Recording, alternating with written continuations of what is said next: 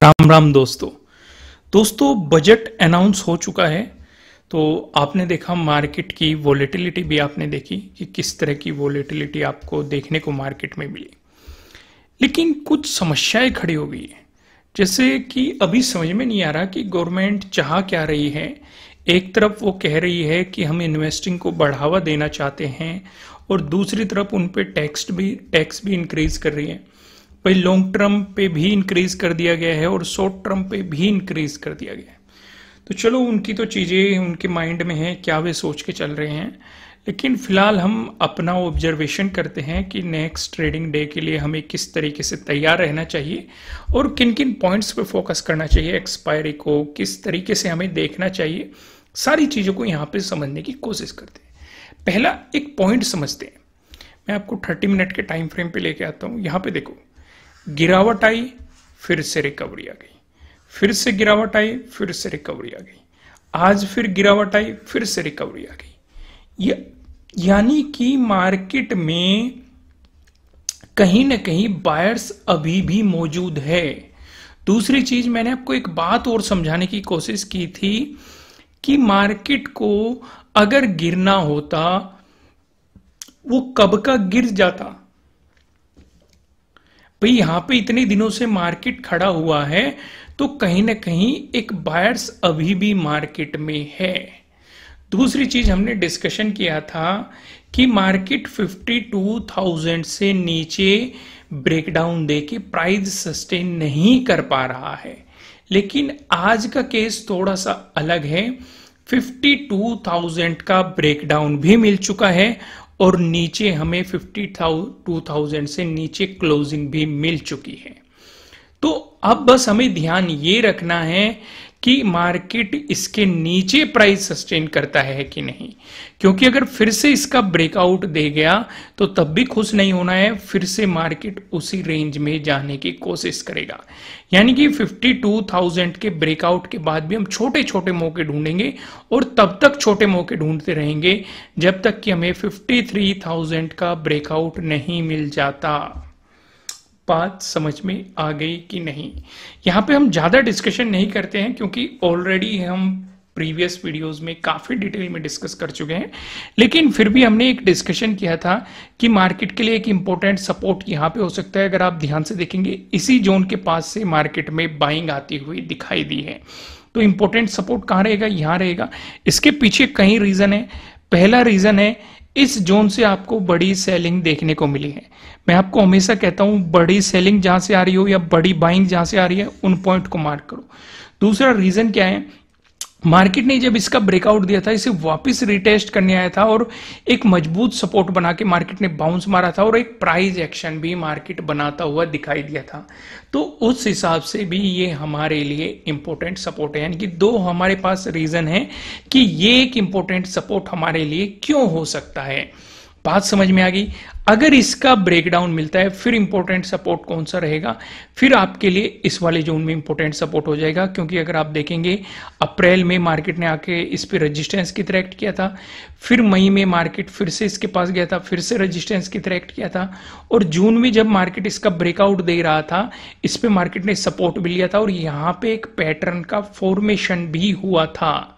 तो इसीलिए अगला इंपॉर्टेंट सपोर्ट हमारे लिए ये रहने वाला है। चलो ये तो होंगे लॉन्ग टर्म के डिस्कशन, लेकिन उससे पहले भी काफी इंपॉर्टेंट सपोर्ट रेजिस्टेंस है जो कि हम डिस्कस करने वाले हैं। इसलिए मैं आपको एक छोटे टाइम फ्रेम की तरफ लेके चलता हूं और यहां पे डिस्कशन करते हैं 5 मिनट के टाइम फ्रेम पे। पहले सिचुएशन समझने की कोशिश करते हैं और अपॉर्चुनिटीज समझने की कोशिश करते हैं कि मार्केट में क्या क्या अपॉर्चुनिटीज हो सकती थी। जैसे अगर आप देखेंगे इस तरह की कैंडल ट्रैप करती है। मैंने आपको हमेशा इसलिए मैं कहता हूं कि बड़ी ग्रीन कैंडल दिख जाए, बड़ी रेड कैंडल दिख जाए, बड़ी गैप अप ओपनिंग दिख जाए, बड़ी गैप डाउन ओपनिंग दिख जाए, इनसे दूर रहना जब तक कि आपके लिए एक प्लेटफॉर्म क्रिएट नहीं होता। प्लेटफॉर्म आपके लिए क्रिएट कहां पे हुआ? यहां पे जब मार्केट ने टाइम स्पेंड किया। तो अगर इस रेंज से मार्केट ब्रेकडाउन देगा तो आपके लिए कहां तक मार्केट जा सकता है? ट्रेडिंग डे लो तक। अगर उसका भी ब्रेकडाउन मिला तो आपको और भी नेगेटिव मोमेंटम मार्केट में देखने को मिल सकता है। दूसरी चीज मैंने आपको कहा था कि इस तरह की वोलेटिलिटी में आपको हाफ क्वांटिटी में काम करना चाहिए, क्योंकि डर बहुत ज्यादा पैदा होता है इस तरह की वोलेटिलिटी में आपको देखने को मिलती है। कैसे? क्योंकि बड़ी बड़ी कैंडल के फॉर्मेशन होते हैं। ये बड़ी नेगेटिव कैंडल मिली, एकदम से रिकवरी आ गई, प्रीमियम गायब कर दिए, फिर मार्केट साइडवेज चला गया, फिर प्रीमियम गायब कर दिए, फिर गैप डाउन मतलब ब्रेकडाउन मिला, फिर से प्रीमियम बढ़ा दिए। लेकिन इस ग्रीन कैंडल को देखे, इसने फिर प्रीमियम गायब कर दिए। तो इसलिए जो भी अगर यहां पे ट्रैप हो गया होगा, अगर वो सब्र नहीं रख पाया होगा, तो डेफिनेटली उसे लॉस करना पड़ा होगा। इसलिए इवेंट ट्रेडिंग को आपसे दूर रहना चाहिए, क्योंकि इसमें वोलेटिलिटी बहुत ज्यादा रहती है, बहुत ज्यादा उतार चढ़ाव आपको देखने को मिलते हैं। पर लेकिन सभी तरह की न्यूज आ चुकी है, तो देखना यह है कि अब मार्केट किस तरफ ठहरता है। क्योंकि क्लियर आप ये नहीं कह सकते कि भाई ये बजट पॉजिटिव फेवर में है या फिर ये बजट नेगेटिव फेवर में है, क्योंकि हर किसी का प्रोस्पेक्टिव मार्केट ने इस बजट को लेके अलग कर दिया है। भाई ट्रेडर की बात करेंगे तो वहां पे भी आपको टैक्स में इंक्रीमेंट देखने को मिला है, या लेबर क्लास की अगर आप बात करेंगे तो वहां पे अलग सिचुएशन है, वो पॉजिटिव हो सकता है। तो यानी कि किसी के लिए आप इसे पॉजिटिव भी कह सकते हैं, लेकिन किसी के लिए आप नेगेटिव भी कह सकते हैं। लेकिन हमारा सिंपल सा रूल, हम यहाँ पे सेटअप देखेंगे, स्ट्रेटेजीज देखेंगे, अगर वो बनती है तो काम करेंगे, नहीं बनती है तो काम नहीं करेंगे। ये चीज कितने लोगों को दिखाई दे रही है? ध्यान से देखो जो मैंने आपके लिए ड्रॉ किया है, कितने लोगों को दिखाई दे रही है? दिख गई कि नहीं? क्या है ये एक रेजिस्टेंस लाइन है जिसकी आज मार्केट ने रेस्पेक्ट करी है।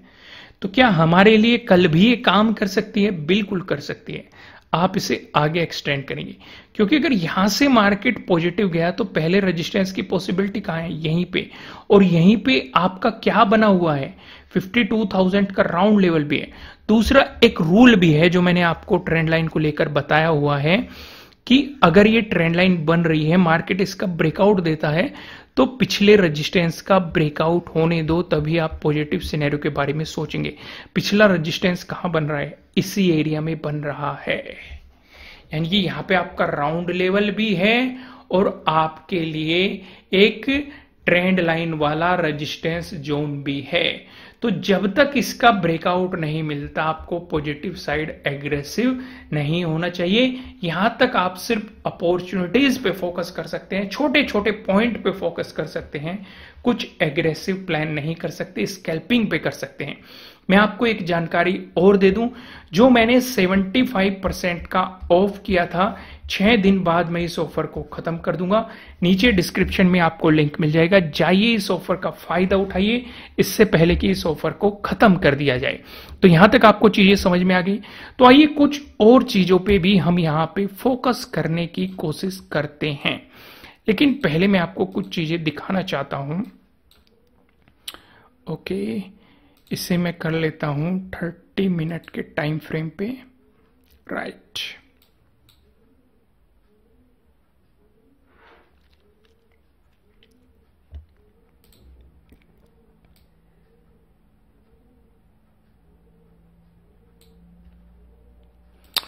ओके, फिबोनाची को अब मैं आपके लिए दोबारा से ड्रॉ करता हूं। इन सभी पॉइंट को रिमूव कर देता हूं मैं, क्योंकि हमारे पास एक नया लो आ चुका है।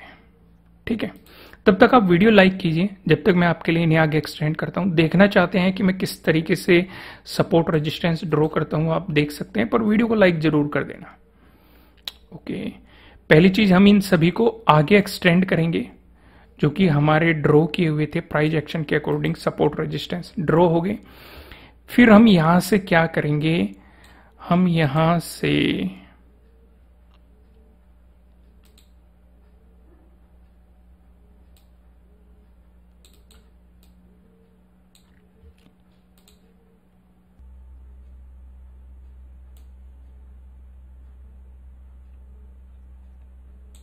ओके, अब सही है। लाइनें ड्रॉ कर लेता हूं। पहली लाइन में ड्रॉ कर लेता हूं ये, दूसरी लाइन में ड्रॉ कर लेता हूं ये, और तीसरी लाइन में ड्रॉ कर लेता हूं ये, और चौथी लाइन ड्रॉ कर लेता हूं मैं ये। राइट, बस इतनी ही ड्रॉ करते हैं। अब एक एक पॉइंट को समझना। ध्यान से देखना, ये आपके लिए क्या हो गया 52,000, ये क्या होगा 52,200, ये क्या हो गया आपके लिए 0.5 वाला फिबोनाची के अकॉर्डिंग, और ये क्या हो गया आपके लिए 0.382। फोकस करो आप इस बीच आपके लिए क्या है, पहला रेजिस्टेंस है 0.382 का, दूसरा आपके लिए रेजिस्टेंस है 52,200 का, तीसरा आपके लिए रेजिस्टेंस है कौन सा 0.5 वाला, ठीक है। और अगर आप ध्यान से देखेंगे चौथा एक और रेजिस्टेंस है यहीं पे 52,000 वाला। अब ये चारों चीजें मैंने आपको क्यों पॉइंट आउट करवाई है, क्यों चाहता हूं कि मैं आपका ध्यान यहां पे जाए, उसके पीछे रीजन ये है कि इस एरिया में अगर मार्केट रुका तो उसकी साइडवेज होने की प्रोबेबिलिटी थोड़ी सी ज्यादा रहेगी। इस एरिया की मार्केट बहुत ज्यादा रेस्पेक्ट कर रहा है। समझ में आ रही है कि नहीं बात? क्योंकि हमें यह देखना है कि अगर मार्केट 0.236 यानी कि 51,813 का ब्रेकआउट देता है तो हमारे लिए जो अगला इंपॉर्टेंट रेजिस्टेंस जोन है वो इसी एरिया में है, क्योंकि इसी एरिया में पास मल्टीपल रेजिस्टेंस बैठे हुए हैं जो मार्केट को बाउंस भी करवा रहे थे और रिजेक्शन भी दे रहे थे, और अगर इस जोन में मार्केट फंस रहा था तो इस साइडवेज भी ले जा रहे थे। ये मैंने डिस्कशन क्यों किया, क्योंकि काफी लोग वहीं पे कंफ्यूज हो जाएंगे। जब मार्केट 52,000 का ब्रेकआउट देगा तो उन्हें ये लगेगा कि मार्केट ने राउंड लेवल का ब्रेकआउट दे दिया है तो क्यों ना पॉजिटिव साइड पोजीशन ले ले। लेकिन मार्केट में आपको ध्यान ये रखना है, अगर ये मल्टीपल रेजिस्टेंस एरिया का जोन है ये साइडवेज कर देगा तब आपको कुछ नहीं मिलेगा, रिजेक्शन दे देगा तब आपको कुछ नहीं मिलेगा। दोनों ही केस में आपकी लॉस होने की प्रोबेबिलिटी थोड़ी ज्यादा हो सकती है। तो अगर वो चीजें हमें ध्यान पे दिखाई दे रही है तो क्यों ना हम वहां पे ट्रेड अवॉइड कर दें। भाई मेन पर्पज हमारा यही तो होता है कि हम एक बेहतर अपॉर्चुनिटीज को मार्केट में समझ सके। तो इसलिए हमने ऊपर का ही डिस्कशन क्यों किया, क्योंकि हमें यह दिखाई दे रहा है अगर मार्केट गिर नहीं रहा है, थम रहा है, अगर उसे गिरना होता तो वो गिर सकता था। अगर मार्केट रुकने की कोशिश कर रहा है तो कहीं ना कहीं मार्केट में बायर्स एक्टिव होने की प्रोबेबिलिटी हमें थोड़ी ज्यादा दिखाई दे रही है। तो क्या मार्केट पॉजिटिव साइड नहीं जाएगा? भाई जाए या ना जाए हमने एक डिस्कशन कर लिया, लेकिन अगर नेगेटिव साइड जाएगा तो इंपॉर्टेंट सपोर्ट एरिया हमें पता है 51,000 के अराउंड आपके लिए इंपॉर्टेंट सपोर्ट एरिया है नीचे की तरफ। आइए फिलहाल वहीं पे लेके आता हूं और यहां पे टाइम फ्रेम चेंज कर लेते हैं 15 मिनट का टाइम फ्रेम, जिससे कि आप सारी चीजों को और ज्यादा थोड़ा सा डिटेल में समझ सकें। अगर मार्केट फ्लैट ओपन होकर आपको पॉजिटिव मोमेंटम दिखाता है, दोस्तों इसका डिस्कशन करने से पहले मैं आपको ये बता दूं, ये आपके लिए किसी भी तरह का ना तो कोई बाय रिकमेंडेशन है ना ही कोई सेलिंग रिकमेंडेशन है। ये जस्ट एजुकेशनल पर्पज से बनाई गई एनालिसिस वीडियो है। इन्वेस्ट करने से पहले आपको अपनी रिसर्च करनी है, अपने इन्वेस्टर की सलाह लेनी है, क्योंकि प्रॉफिट भी आपका होने वाला है, लॉस की जिम्मेदारी भी आपको अपने आप लेनी है। अगर मार्केट फ्लैट ओपन होकर आपको पॉजिटिव मोमेंटम दिखाता है तो ध्यान ये रखना, पहले ब्रेकआउट होने देना 51,813 का। अगर आपको इसका ब्रेकआउट मिलता है फिर आपके लिए अगला इंपॉर्टेंट रेजिस्टेंस एरिया ये है। और किस कारण से? कई कारण है। पहला कारण देखो, जो मैंने वीडियो की शुरुआत में आपको ट्रेंड लाइन समझाई थी, ट्रेंड लाइन के अकॉर्डिंग भी रेजिस्टेंस इसी एरिया में है, क्योंकि जब तक इस स्विंग का यानी कि जो ये रेजिस्टेंस है, पहले रेजिस्टेंस का ब्रेकआउट नहीं मिलता तब तक पॉजिटिव साइड नहीं सोचना। प्राइस एक्शन क्या कहता है? प्राइस एक्शन आपको ये कहता है कि जब तक पिछले स्विंग का मार्केट ब्रेकआउट नहीं देता तब तक पॉजिटिव साइड नहीं सोचना चाहिए। प्राइस एक्शन भी आपको ये समझा रहा है।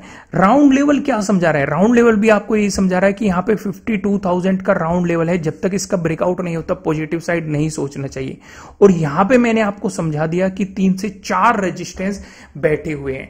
तो बेहतर यही है, आपके लिए एक अपॉर्चुनिटी यहीं पे क्रिएट हो सकती है कि अगर मार्केट ने 51,813 का ब्रेकआउट दे दिया तो 52,000 तक आप एक मोमेंटम को एक्सपेक्ट कर सकते हैं। उसके बाद आपको थोड़ा सा सावधान रहना है, अवॉइड कर सकते हो तो वो ज्यादा बेहतर रहेगा अवॉइड करना है, जिससे कि आप ट्रैप में ना फंसे। क्योंकि जब जब मार्केट इस जोन में गया है, आप देख सकते हैं सब कुछ आपकी आंखों के सामने ही है कि साइडवेज होने की प्रोबेबिलिटी मार्केट की थोड़ी आपको ज्यादा यहां पे देखने को मिली है। समझ पा रहे हो कि नहीं, क्लियर हो रहा है कि नहीं, कंफ्यूजन तो नहीं है ना कोई। आइए डिस्कशन को आगे बढ़ाते हैं। वहीं पे अगर मार्केट फ्लैट ओपन होकर आपको नेगेटिव मोमेंटम दिखाता है तो इस वाली सिचुएशन पे इस एरिया पे मार्केट एक इंपॉर्टेंट सपोर्ट ले रहा था, अगर इसका ब्रेकडाउन दे देता है यानी कि 51,600 से नीचे प्राइस सस्टेन करना शुरू कर जाता है तो आपके लिए फिर इंपॉर्टेंट सपोर्ट रहेगा प्रीवियस डे लो, आपके लिए काफी इंपॉर्टेंट सपोर्ट रह सकता है। अगर इसका भी ब्रेकडाउन मिला फिर 51,000 जो कि हम वन डे के टाइम फ्रेम पे देख ही चुके हैं, वो आपके लिए अगला इंपॉर्टेंट सपोर्ट होने की पॉसिबिलिटीज हो सकती है।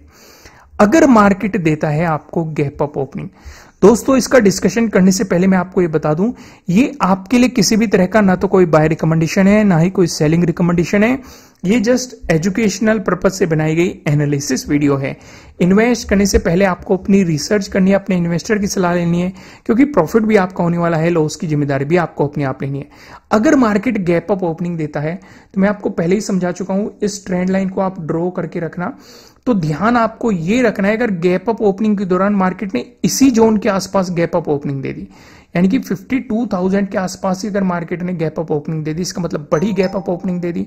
बड़ी गैप अप ओपनिंग को हम अवॉइड करते हैं, क्योंकि भले ही हमें यहां पे गैप अप ओपनिंग देके ब्रेकआउट भी मिल जाए, लेकिन तब भी इतने रेजिस्टेंस बैठे हुए हैं तो हम उस सिचुएशन को अवॉइड करेंगे। हाँ, अगर यहां से रिजेक्शन मिलने लगा और 52,000 से नीचे प्राइस सस्टेन होने लगा, तब आप नेगेटिव साइड का प्लान कर सकते हैं, क्योंकि फिर आपके लिए अगले इंपॉर्टेंट सपोर्ट की पॉसिबिलिटीज प्रीवियस डे क्लोजिंग, इसका ब्रेकडाउन मिल गया, आपके लिए प्रीवियस डे लो हो सकती है। बात समझ में आई कि नहीं आई? लेकिन एक सिचुएशन और डिस्कस करते हैं। अगर मार्केट 51,813 के पास ही आपको गैप अप ओपनिंग देने की कोशिश करता है, फिर अगर ब्रेकआउट दे देता है, तब भी आप ऊपर की साइड एक मोमेंटम को एक्सपेक्ट कर सकते हैं, सिचुएशन आपको पता है। लेकिन अगर यहां से रिवर्सल प्लान करता है तो प्रीवियस डे क्लोजिंग से जैसे ही मार्केट नीचे आता है, फॉलोअर कैंडल मिलने के बाद आप नेगेटिव साइड का कुछ प्लान कर सकते हैं, प्रॉपर स्टॉप लॉस लगा के। स्टॉप लॉस का आपको थोड़ा सा ध्यान रखना है। क्लियर है, समझ में आ गया? दूसरी सिचुएशन का डिस्कशन करते हैं। अगर मार्केट आपको गैप डाउन ओपनिंग देता है, इस सिचुएशन में आप क्या कर सकते हैं?